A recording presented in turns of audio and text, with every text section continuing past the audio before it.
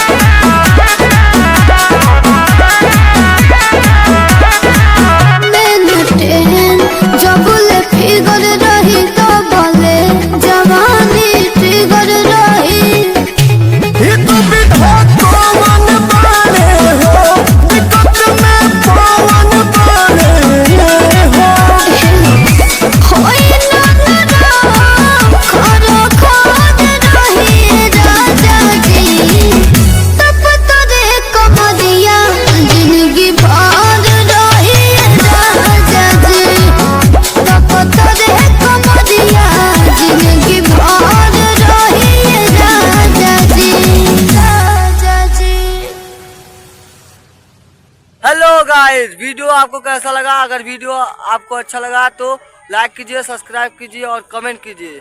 अगर कोई भी गलती होगा माफ कर देना भाई। हाँ, माफ कर देना। और थोड़ा गुपचिया जाता है मेरा दोस्त। और प्यार कीजिए, सपोर्ट ऐसे बनाए रखिए प्लीज। धन्यवाद।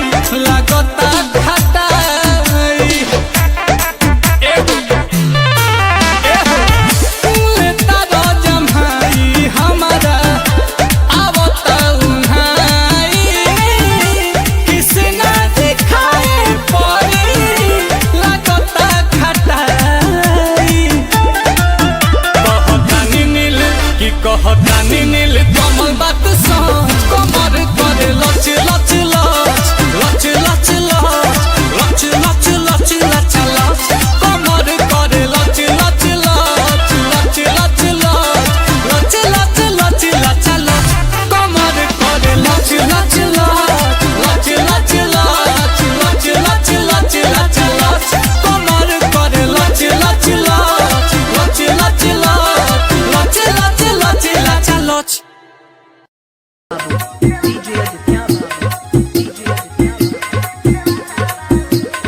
जलालपुर जलालपुर जलालपुर